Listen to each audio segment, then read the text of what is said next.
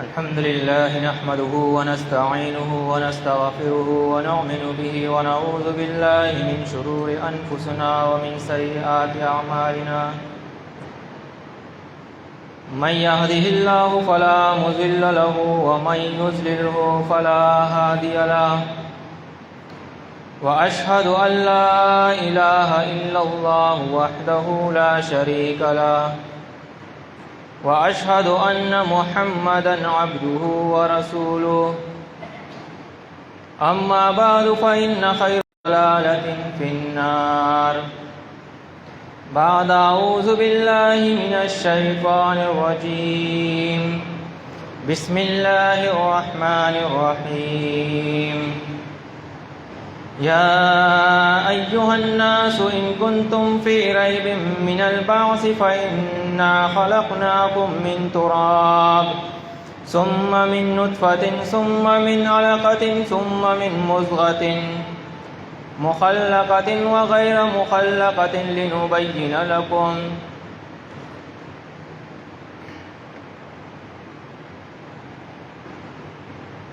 سورہ حج کی آیت نمبر 5 ہے۔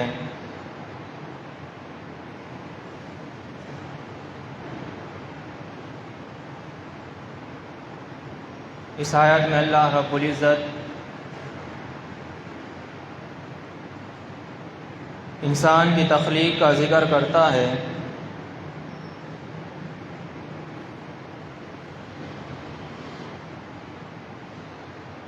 انسان کی زندگی کو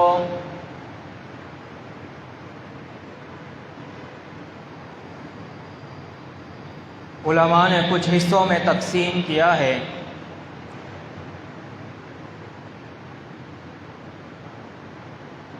اول حصہ انسان جب پیدا ہوتا ہے تو سات سال تک اس کا ایک حصہ ہے، دور ہے۔ دوسرا دور 15 سال کی عمر تک ہے، اور 15 سال کے بعد 16 سال سے کچھ علماء نے 35 اور کچھ نے 40 تک لکھا ہے کہ یہ نوجوان یا نوجوانی کا دور ہے، عمر ہے۔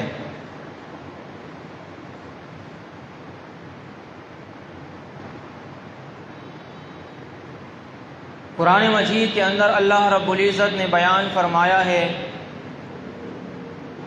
وَمَا خَلَقْتُ الْجِنَّ وَالْإِنسَ إِلَّا لِيَعْبُدُونَ، کہ اے جن و انس، ہم نے آپ کی تخلیق اپنی عبادت کے لیے کیا ہے، اور اس عبادت کے مفہوم کو سمجھنا چاہیے۔ ایک تو وہ عبادت ہے جو ہم اپنے اقدام کے ساتھ کرتے ہیں،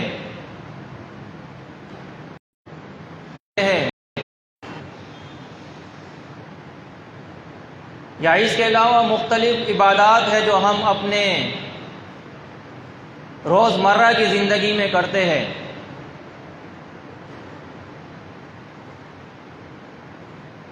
لیکن یہاں پر عبادت کو ہمیں اس مفہوم میں لینا چاہیے، یعنی ہماری زندگی کا مقصد، یا پھر یوں کہا جائے کہ ہمیں زندگی دینے کا مقصد یہ ہے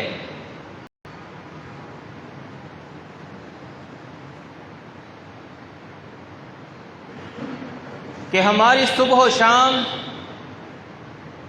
ہماری زندگی کا ہر لمحہ وہ اللہ رب العزت کے احکامات کے مطابق ہوں گے۔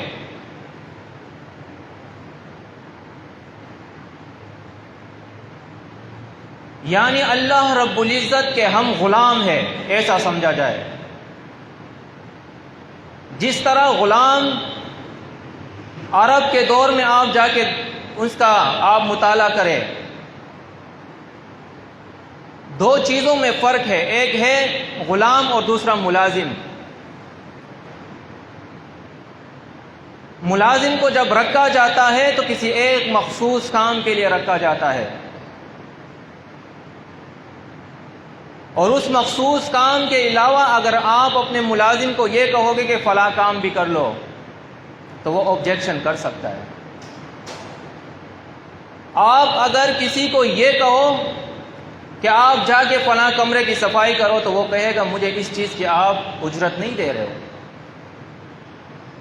مجھے تو فلاں چیز کی اجرت دے رہے ہو، میں وہ کر رہا ہوں جتنا مجھ سے کام لینا ہے اس لحاظ سے لو جو میرا کام ہے، یہ میرا کام نہیں ہے۔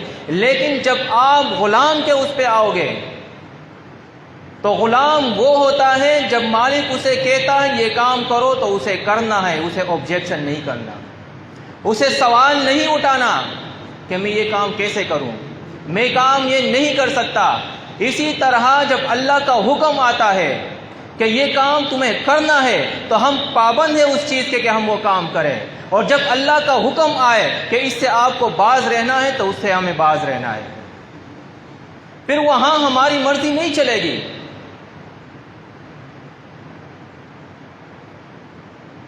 تو قرآن مجید کے اندر اللہ رب العزت نے انسان کی تخلیق کا ذکر کیا ہے، اس لیے انسان کو بار بار اللہ رب العزت کی تخلیق کیوں یاد دلا رہا ہے، کیوں بار بار انسان کو اس بات کی یاد دہانی؟ جو تکبر ہے، جو انا ہے، وہ مرے، وہ جراثیم جو اس انسان کے اندر گھس چکے ہیں کہ میں بھی کوئی چیز ہوں۔ اللہ رب العزت اس جراثیم کو مارنا چاہ رہا ہے، اسی لیے سورہ دہر کے اندر اللہ رب العزت بیان فرماتا ہے کہ وہ وقت یاد کرو، وہ وقت یاد کرو کہ جب آپ کا نام و نشان ہی نہیں تھا، لم یکن شیئا مذکورا، اللہ بیان فرماتا ہے، ایسی حالت کہ اس دنیا کے اندر آپ کا نام و نشان نہیں تھا، آپ کا ذکر بھی نہیں تھا۔ پھر اللہ رب العزت نے تیری تخلیق کی ہے، اللہ بیان فرماتا ہے اور انسان کو یاد دہانی کراتا ہے کہ دیکھو ایک ایسا وقت بھی آنے والا ہے، یا ایھا الناس ان کنتم فی ریب من البعث، اگر تم اس زندگی کے بعد دوبارہ اٹھنے پر شک کے اندر ہو تو سنو، فَإِنَّا خَلَقْنَاكُم مِّن تُرَابٍ، ہم نے آپ کو مٹی سے پیدا کیا ہے، ثُمَّ مِن نُطْفَةٍ، پھر ایک نطفے سے، وہ گندا نطفہ۔ اب یہ ساری چیزیں جتنی بھی ذکر ہو رہی ہے یہ انسان کے اس تکبر کو مار رہا ہے، انسان کے اس بڑائی کو مار رہا ہے، اور انسان کو یاد دلا رہا ہے کہ اپنی تخلیق پر غور کرو کہ تیری پیدائش کس چیز سے ہے۔ ایک مٹی، وہ مٹی کہ اگر ہمارے کپڑوں پر لگ جائے تو ہم کپڑے چینج کر لیں کہ ہمارے کپڑے گندے ہو گئے۔ جب ہم بائک پر سفر کرتے ہیں تو یہ دھول مٹی ہمارے اوپر لگتی ہے تو ہم جلدی سے کوشش کرتے ہیں کہ اپنی منزل پر پہنچے اور اپنا چہرہ جو ہے وہ دھو لے تاکہ یہ دھول مٹی ہم سے ہٹ جائے، اس لیے کہ ہم ناپسند کرتے ہیں۔ پھر اللہ بیان فرماتا ہے من نطفۃ، اس گندے نطفے سے اللہ بیان فرماتا ہے میں نے آپ کی تخلیق کی ہے، ثم من علقۃ ثم من مضغۃ، پھر وہ اس کو ایک لوتھڑا بنایا، اللہ بیان فرماتا ہے مخلقۃ وغیر مخلق، فرمایا جس کی بناوٹ کامل بھی ہے اور کامل بھی نہیں ہے، وَنُفِرُّ فِي الْأَرْحَامِ مَا نَشَاءُ، اور پھر ارحام کے اندر اللہ بیان فرماتا ہے کہ اس انسان کو ہم نے ظاہر کیا جس طرح ہم چاہتا ہے، الی اجل مسمی، ایک وقت مقرر تک، ثم نخرجکم طفلا، پھر ہم نے آپ کو نکالا ایک بچہ، پیدا کیا ایک بچہ، ثم لتبلغوا اشدکم، پھر آپ جوانی تک پہنچے۔ علماء کرام نے اس بات پر اتفاق کیا ہے، اور احادیث سے بھی یہ بات ثابت ہے کہ انسان کی زندگی کا سب سے اہم وقت وہ جوانی کا ہوتا ہے۔ انسان سے حدیث کے اندر آتا ہے، اللہ کے رسول صلی اللہ علیہ وسلم نے بیان فرمایا کہ انسان سے قیامت کے دن 5 سوال کیے جائیں گے۔ اس میں پہلا سوال اللہ رب العزت انسان سے پوچھے گا، بتاؤ اپنا عمر کہاں گزارا ہے، آپ نے زندگی کہاں گزاری ہے، کیسے گزاری ہے، کیا کیا کیا ہے۔ اور دوسرا سوال اس انسان سے پوچھا جائے گا، بتاؤ اپنی جوانی کیسے گزاری ہے آپ نے۔ اب اس جوانی کی اہمیت آپ اس بات سے لگا لیں کہ اللہ پہلا سوال جو کر رہا ہے وہ یہ کہ اپنی عمر کہاں گزاری، حالانکہ جوانی اس عمر کے اندر آتی ہے، لیکن اللہ دوبارہ پوچھ رہا ہے کہ بتاؤ جوانی کہاں گزاری ہے۔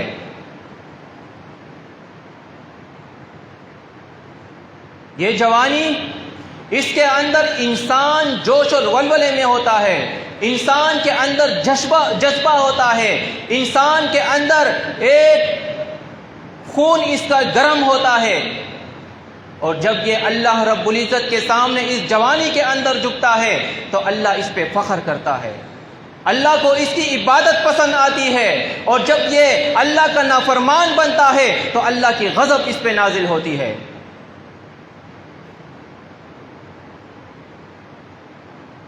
آپ دیکھیے سورہ البقرہ کے اندر اللہ رب العزت دوبارہ اس انسان سے سوال کرتا ہے، آیت نمبر 28 اور 29 ہے سورہ بقرہ، فرمایا کیف تکفرون باللہ وکنتم امواتا فاحیاکم ثم یمیتکم ثم یحییکم، اے انسان بھلا تم کیسے انکار کر سکتے ہو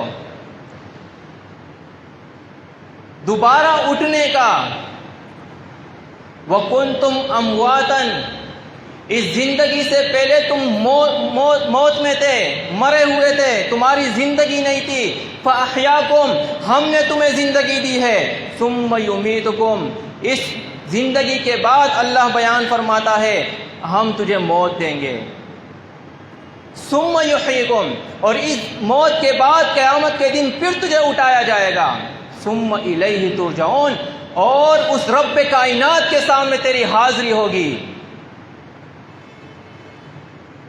پھر اللہ رب العزت انسان کے سامنے اپنی تخلیق کا ذکر کرتا ہے، جس طرح وہاں اللہ رب العزت نے انسان کی اپنی تخلیق کا ذکر کیا ہے، یہاں پر اللہ رب العزت کائنات میں آسمان اور زمین کا ذکر کرتا ہے، فرمایا هو الذی خلق لکم ما فی الارض جميعا، انسانوں یہ جن جن چیزوں سے آپ فائدہ اٹھا رہے ہو، میرے زمین پہ بس رہے ہو، میرے آسمان کے نیچے آپ بس رہے ہو، میری ہواؤں کے اندر آپ سانس لے رہے ہو، میرے دیے ہوئے رزق سے فائدہ اٹھا رہے ہو، میں نے تجھے ماں باپ عطا کیے ہیں، میں نے تجھے تیری بازو کو طاقت دینے کے لیے بہن بھائی عطا کر دیے، میں نے تجھے دوست عطا کر دیے، میں نے تجھے رشتہ دار عطا کر دیے، میں نے تجھے رزق عطا کیا، یہ تمام چیزوں سے جو تم فائدہ اٹھا رہے ہو، یہ فرمایا یہ میری ہے، اس سے تم فائدہ اٹھا رہے ہو، یہ اللہ کی تخلیق ہے۔ ثم استوى الى السماء، پھر آسمان کی طرف اس نے اشارہ کیا، توجہ کیا، فسواہن سبع سماوات، فرمایا 7 آسمان اللہ رب العزت نے بنایا، اور ایسے آسمان جس کا سورہ ملک کے اندر اللہ رب العزت ذکر کرتا ہے، الذی خلق 7 سماوات طباقا ما تری فی خلق الرحمن من تفاوت، فرمایا وہ اللہ، وہ رب کائنات، وہ ذات جس نے آسمان کو ایک دوسرے کے اوپر بنایا، فرمایا ایسے آسمان کو بنایا کہ اس میں آپ کوئی ٹیڑھ نہیں دیکھو گے، کوئی نقص نہیں دیکھو گے۔ فارجع البصر هل ترى من فطور، ذرا آسمان کو تو دیکھو، کیا تمہیں اس میں کوئی ٹیڑھ نظر آ رہی ہے، کوئی نقص نظر آ رہا ہے؟ فرمایا وَهُوَ بِكُلِّ شَيْءٍ عَلِيمٌ، اور اللہ رب العزت ہر چیز پر جو ہے وہ قادر ہے۔ چونکہ وقت کم ہے، 6:40 تک مجھے کہا گیا ہے کہ 6:40 پہ میں ختم کروں، تو کچھ چیزوں کو میں چھوڑ کر سورہ الرحمن کی طرف آتا ہوں۔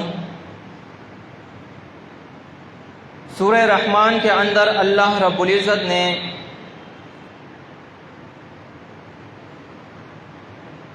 انسان سے 31 مرتبہ، ایک نہیں 31 بار اللہ رب العزت انسان سے سوال کرتا ہے کہ فَبِأَيِّ آلَاءِ رَبِّكُمَا تُكَذِّبَانِ، کہ تم اللہ رب العزت کی کون کون سی نعمتوں کو جو ہے اس کو جھٹلاؤ گے۔ اتنی نعمتیں اللہ رب العزت نے آپ پر کی ہے، تو کون کون سی نعمت کو اللہ کی آپ جھٹلاؤ گے؟ اس 31 مرتبہ میں سے اللہ رب العزت نے پہلے 6 مقامات پر انسان، جن اور کائنات کی تخلیق کا ذکر کیا ہے، اور اس کی تخلیق کے بعد ہر بار اللہ رب العزت سوال کرتا ہے فَبِأَيِّ آلَاءِ رَبِّكُمَا تُكَذِّبَانِ، اے جن و انس، اللہ کی کن کن نعمتوں کو جھٹلاؤ گے؟ یہ جو تخلیق ہے، تیری انسان، تیری تخلیق، جنات کی تخلیق، اس کائنات کی تخلیق، ان میں سے کن کن کو جھٹلاؤ گے؟ ان 6 مقامات کے بعد اللہ رب العزت نے قیامت اور جہنم کے عذابات کا ذکر کیا ہے، اور ہر ایک کے بعد 9 مقامات پر اللہ رب العزت نے پھر یہ سوال دہرایا ہے فَبِأَيِّ آلَاءِ رَبِّكُمَا تُكَذِّبَانِ۔ پھر جنت کے حالات اور جنت کی نعمتوں کا اللہ رب العزت نے ذکر کیا ہے، اور اس ذکر کے کرتے ہوئے اللہ رب العزت اس کے اندر پھر سوال کرتا ہے انسان سے 16 مقامات پر، اسی ایک سورہ کے اندر پہلے 6 مرتبہ، پھر 9 بار، اور پھر 16 بار اللہ رب العزت یہ سوال کر رہا ہے کہ فَبِأَيِّ آلَاءِ رَبِّكُمَا تُكَذِّبَانِ، کہ اے جن و انس، تم اللہ کی کون کون سی نعمت کو جھٹلاؤ گے؟ یہ ٹوٹل 31 بار اللہ رب العزت ایک سورہ کے اندر اس انسان سے سوال کرتا ہے۔ کیا ہے انسان کے پاس جواب؟ دیکھیے سورہ رحمان ہے، اللہ رب العزت بیان فرماتا ہے، میں ان پہلے حصے کو چھوڑتا ہوں جہاں پہ اللہ رب العزت نے 6 بار یہ سوال کیا ہے، اس لیے کہ وقت کم ہے۔ فرمایا کل من علیہا فان، اس دنیا کے اندر جتنی بھی چیزیں ہیں، ان تمام اشیاء کو موت آنی ہے۔ اے انسان تجھے بھی موت آنی ہے، اے جن تجھے بھی موت آنی ہے، اے ملائکہ تجھے بھی موت آنی ہے، یہ دمکتا سورج اس کو بھی موت آنی ہے، یہ دمکتے اور چمکتے ستارے ان کو بھی موت آنی ہے، یہ جو آسمان اللہ رب العزت نے ہمارے اوپر کھڑا کیا ہے، اس کو بھی موت آنی ہے۔ یہ زمین کو بھی اللہ رب العزت دوسری زمین سے بدل کر اس کو موت عطا کر دے گا۔ یہ چرند اور پرند ان کو بھی موت آنی ہے۔ اس دریاؤں کو بھی اللہ رب العزت اچھال کے اس کو بہا دے گا، اس کو بھی موت آنی ہے۔ کل من علیہا فان، اس زمین کے اندر، اس کائنات کے اندر جتنی چیزیں ہوگی تمام کے تمام کو موت آنی ہے۔ وَيَبْقَى وَجْهُ رَبُّكَ ذُو الْجَلَالِ وَالْإِكْرَامِ، فرمایا باقی رہنے والی ذات کس کی ہے؟ اس ذات کی ہے جو جلال و اکرام والا ہے، جو عزت والی ذات ہے۔ صرف اس کو موت نہیں آنی۔ دنیا کے لوگوں اس بات کو غور و فکر کر کے سنو، تکبر سے سنو کہ موت آنی ہے۔ ایسا نہیں ہے کہ ہم نے زندگی اپنی گزارنی ہے، اس زندگی کے بعد کچھ نہیں ہے۔ نہیں نہیں، اللہ بیان فرماتا ہے اس ذات کو صرف باقی رہنا ہے، باقی کسی کو نہیں رہنا۔ فرمایا فَبِأَيِّ آلَاءِ رَبِّكُمَا تُكَذِّبَانِ، اس رب کائنات کی کس کس نعمت کو جو ہے جھٹلاؤ گے؟ پھر فرمایا اللہ رب العزت نے یسألہ من فی السماوات والارض، فرمایا آسمان اور زمین کے اندر جتنی بھی چیزیں ہیں سب اللہ سے مانگتے ہیں۔ کس سے مانگتے ہیں؟ اللہ سے مانگتے ہیں۔ یا ایھا الناس انتم الفقراء الی اللہ، اے دنیا کے تمام لوگوں تم سب کے سب اللہ کے در کے فقیر ہو۔ نہ قبر والا کچھ دے سکتا ہے، نہ کوئی اور، نہ پیر ملنگ کچھ دے سکتا ہے۔ لوگوں اللہ کا اعلان سنو، فرمایا آسمان اور زمین کے اندر جو بھی ہے کس سے مانگتے ہیں؟ اللہ سے مانگتے ہیں۔ فرمایا کل یوم ہوا فی شان، اور دوسری صفت اس کی دیکھو، تعریف دیکھ لو، وہ ہر وقت، ہر دن، ہر لمحہ ایک ہی حال میں ہوتا ہے۔ نہ اسے نیند آتی ہے، نہ اسے اونگ آتی ہے، نہ اسے تھکاوٹ محسوس ہوتی ہے، نہ اس کی بیوی اور اولاد ہے، وہ ایک ہی حالت کے اندر ہے۔ فرمایا فَبِأَيِّ آلَاءِ رَبِّكُمَا تُكَذِّبَانِ، لوگوں اللہ کی کن کن نعمتوں کو جھٹلاؤ گے؟ فرمایا سَنَفْرُغُ لَكُمْ أَيُّهَا الثَّقَلَانِ، فرمایا ان قریب ہم آپ کی طرف متوجہ ہوں گے۔ فَبِأَيِّ آلَاءِ رَبِّكُمَا تُكَذِّبَانِ، ذرا غور و فکر کرو۔ ایک رات سونے سے پہلے جب سو، آج کی رات جا کے اپنے کاروبار کا سوچنا بند کر دو، رات کو اپنا تجارت کو سائڈ پہ رکھ دو، اپنے محبوب اور محبوبہ کے خیالات سائڈ میں رکھ کے آج کے دن ایک یہ اپنے ذہن میں لے آؤ، تصور کرو کہ اللہ رب العزت نے جو حالات بیان کیے ہیں، ایک چھٹیل میدان ہوگا، کھلا میدان ہوگا، انسان تمام کے تمام بغیر کپڑوں کے کھڑے ہوں گے، کسی کے بدن پہ کپڑا نہیں ہوگا۔ قرآن مجید کے اندر اللہ بیان فرماتا ہے، وہ دوسرا مقام ہے، پھر اگر اس کی طرف جاؤں گا ٹائم ہوگا، لیکن یہ سنو کہ اللہ بیان فرماتا ہے کہ اس دن یہ مجرم اپنے چہرے سے جو ہے وہ پہچانا جائے گا، اور ان کے پیشانی کے بال، جو ان کے آگے کے بال ہیں، اس سے اور پیروں سے پکڑ کر ان کو جو ہے وہ جہنم میں ڈالا جائے گا۔ ہم ذرا غور و فکر کریں کہ وہ کیا حالت ہوگی۔ فرمایا یا معشر الجن والانس ان استطعتم ان تنفذوا من اقطار السماوات والارض فانفذوا، فرمایا اگر ہمت ہے، طاقت ہے، اللہ کی قدرت کا منکر ہو، فرمایا تو کوشش کر لو، زمین اور آسمان کے کناروں سے نکلنے کی کوشش کرو۔ لا تنفذون الا بسلطان، فرمایا کوشش کے باوجود تم اس سے نہیں نکل سکتے۔ فَبِأَيِّ آلَاءِ رَبِّكُمَا تُكَذِّبَانِ، تو اللہ کی کون کون سی نعمت کو تم جھٹلاؤ گے؟ يُرْسَلُ عَلَيْكُمَا شُوَاظٌ مِّن نَّارٍ وَنُحَاسٌ فَلَا تَنتَصِرَانِ، تم پر آگ کے شعلے اور دھواں چھوڑ دیا جائے گا۔ فرمایا اور پھر تم مقابلہ نہیں کر سکو گے. فَبِأَيِّ آلَاءِ رَبِّكُمَا تُكَذِّبَانِ، اللہ کی کن کن نعمتوں کو تم جھٹلاؤ گے؟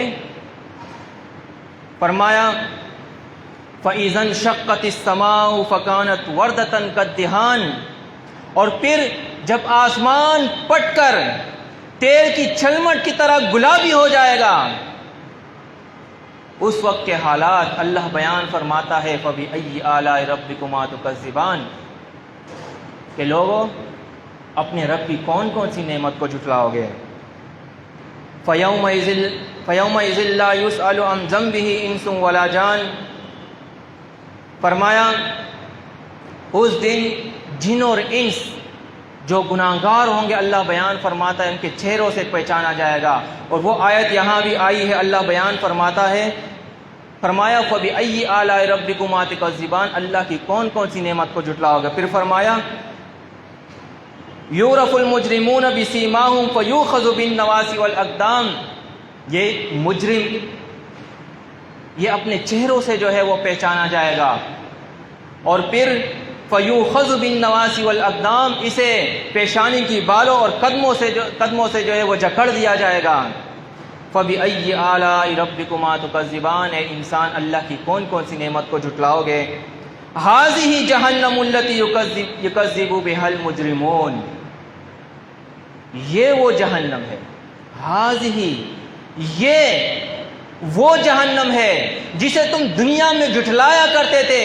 جھٹلانا کیا ہے؟ کیا کوئی یہ شخص یہ بول دے کہ میں جہنم کو نہیں مانتا، یہ جھٹلانا ہے؟ نہیں نہیں نہیں، جھٹلانا یہ بھی ہے کہ آپ مانتے بھی ہو کہ اس زندگی کے بعد مجھے دوبارہ اٹھنا ہے، میرا حساب کتاب ہوگا، ایک طرف جنت ہوگی دوسری طرف جہنم ہوگا، ایک گناہگار جو ہے وہ جہنم میں جائے گا، جو اللہ جس سے راضی ہوگا وہ جنت میں جائے گا. اس بات کو مانتے بھی تھے، تب بھی آپ کی زندگی شیطان کے نقش قدم پر چل رہی تھی. آپ اللہ کے احکامات کو پیروں تلے رون رہے تھے. آپ نبی کریم صلی اللہ علیہ وسلم کی سنتوں کو پامال کر رہے تھے. آپ کی زندگی کا مقصد یہی تھا کہ آپ اس زندگی کے اندر اللہ کو ناراض کریں. یہ بھی ہے جہنم کو جھٹلانا، یہ بھی ہے جہنم کو جھٹلانا. میرے قوم کے لوگوں، نوجوانوں، غور و فکر کرو. یہ زندگی جو آپ کو اللہ نے دی ہے، جو مجھے دی ہے، اس سے ہم فائدہ اٹھائے. آج ہمارے نوجوان غائب ہیں، آج ہمارے نوجوانوں کو ہوش نہیں ہے. آج میں افسوس کے ساتھ کہہ رہا ہوں کہ آج تنظیمی سطح پر بھی نوجوانوں پر کوئی کام نہیں کیا جا رہا. آپ جا کے دنیا کی کوئی بھی تنظیم اٹھا لے، چاہے وہ سیاسی ہو، چاہے وہ مذہبی ہو، چاہے وہ لسانی ہو، آپ دیکھیں سب سے بڑا زور ان کا اپنے نوجوانوں پر ہوتا ہے، اپنے بچوں پر ہوتا ہے. اس لیے کہ ان کو پتا ہے کہ ہمارا مستقبل یہی ہے، ہمارے تنظیم کو، ہماری جماعت کو آگے لے جانے والے یہی لوگ ہیں. ہماری تنظیم، ہماری جماعت میں ایسا کوئی کام نہیں ہو رہا. ہمارے بڑے وہ بے خبر ہے، ہمارے ماں باپ وہ بے خبر ہے، ہمارے بچے وہ مستی میں مست ہے. اس جماعت کا کیا ہوگا، اس تنظیم کا کیا ہوگا؟ چند اشخاص کا نام تنظیم نہیں ہے. اگر ہم یہ سمجھتے ہیں کہ بغزالہ صاحب آ کے یہاں درس کر لے گا جمعہ اتوار کو، کام ختم، یا سلطان محمود یا نفیس صاحب یا کوئی اور جتنے بھی چند اشخاص ہیں، کسی کا نام اگر بول رہا ہوں تو معذرت کے ساتھ، اس کے علاوہ ہماری تنظیم کے ساتھ کوئی نہیں ہے. اللہ نہ کرے، اللہ نہ کرے کل یہ اشخاص ہمارے ساتھ نہ ہو. کیا ہماری تنظیم کے ساتھ کوئی ایسا ہے جو آ کے یہاں درس کر لے؟ کوئی ایسا ہے جو آ کے امامت کر لے؟ آپ اور میں اپنے آپ سے یہ سوال کر لے، میرا کون سا بچہ ہے جو وہ جا کے مسجد کی صفائی کرتا ہے؟ میرا وہ کون سا بچہ ہے جو جا کے اذان کے ٹائم اذان دیتا ہے؟ میرا وہ کون سا بچہ ہے جو امامت کے ٹائم امامت دیتا ہے؟ میرا وہ کون سا بچہ ہے جو درس کے ٹائم درس دیتا ہے؟ میرا وہ کون سا بچہ ہے جو دعوت اللہ کے ٹائم دعوت اللہ دیتا ہے؟ آپ غور و فکر کریں. ہم لوگوں کے سامنے جاتے ہیں، اعلان کرتے ہیں یا ایھا الناس کو انفسکم و اہلیکم نارا، لوگوں اپنے اور اپنے اہل عیال کو جہنم کی آگ سے بچا لو. کس منہ سے ہم یہ آیت بول رہے ہیں؟ کس منہ سے ہم لوگوں کو یہ دعوت دے رہے ہیں کہ اپنے آپ کو اور اپنے اہل عیال کو جہنم کی آگ سے بچا لو، جبکہ ہم خود اس سے لا تعلق ہیں؟ اگر میری یہ بات کسی کو بری لگ رہی ہے تو معذرت، لیکن حقیقت یہ ہے کہ ہمارے اندر ایسا کچھ نہیں ہے، اس کے لیے ہمیں خود آگے آنا پڑے گا۔ تنظیم کو یہ، جماعت کو یہ شکایت ہے کہ کوئی آگے آنے کو تیار نہیں ہے۔ اتنے لوگ، کوئی ایسا باپ نہیں ہے جو اپنے بیٹے کے لیے یہ سوچے کہ یہ جہنم کی آگ سے بچ جائے، جنت میں چلا جائے، اس دنیا کے اندر آخرت کی تیاری کر لے، اللہ کے دین کا کام کر لے۔ کوئی باپ ایسا نہیں ہے۔ بس سب دنیا کے اندر کسی کو انجینئر بنانا ہے، کسی کو ڈاکٹر بنانا ہے، کسی کو تجارت میں آگے کرنا ہے، کسی کو بزنس مین بنانا ہے، کسی کو باہر بھیجنا ہے، بس یہی چیزیں لگی ہوئی ہیں۔ آپ دیکھیے سورہ الانبیاء کے اندر اللہ رب العزت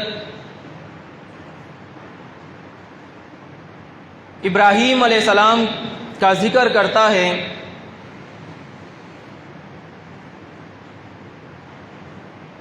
فرمایا کہ جب ابراہیم علیہ السلام، آیت نمبر 57 ہے، فرمایا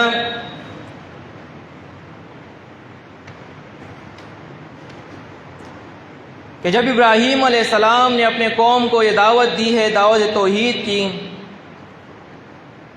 تو قوم نے مخالفت کی ہے،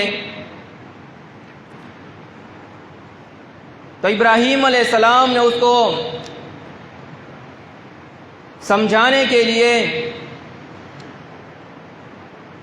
ان کے بتوں کو جو ہے وہ توڑا ہے۔ فرمایا وَتَاللَّهِ لَأَكِيدَنَّ أَصْنَامَكُمْ بَعْدَ أَن تُوَلُّوا مُدْبِرِينَ، فرمایا اللہ کی قسم میں تمہارے ان اصنام یعنی بتوں کے خلاف کوئی تدبیر کروں گا۔ فَجَعَلَهُمْ جُزَازًا إِلَّا كَبِيرًا لَهُمْ لَعَلَّهُمْ إِلَيْهِ يَرْجِعُونَ، فرمایا پھر ان بتوں کو ٹکڑے ٹکڑے کیے اور اس کے بڑے کو صرف چھوڑا ہے۔ فرمایا قالوا من فعل هذا بآلهتنا انه لمن الظالمین، تو قوم کے لوگوں نے کہا کہ ارے ہمارے ان الہوں کے ساتھ، ہمارے ان بتوں کے ساتھ یہ کس نے کیا ہے؟ کس میں یہ ہمت ہو سکتی ہے؟ کس میں اتنی جرأت ہے؟ فرمایا قالوا سمعنا فتى يذكرهم يقال له ابراہیم۔ اصل آیت جو میں آپ کو بیان کرنا چاہ رہا تھا وہ یہ ہے، قرآن مجید میں دیکھو اللہ رب العزت جو صفت بیان کر رہے ابراہیم علیہ السلام کی، کہ قوم کے زبان سے وہ کہہ رہے ہیں کہ قالوا سمعنا فتى يذكرهم يقال له ابراہیم، قوم نے کہا کہ ایک نوجوان تھا، ایک نوجوان جس سے ہم ان بتوں کے خلاف باتیں سن رہے ہیں۔ اب دیکھو ایک نوجوان کی بات ہو رہی ہے۔ اسی طرح سورہ الکہف کے اندر اللہ رب العزت نے بھی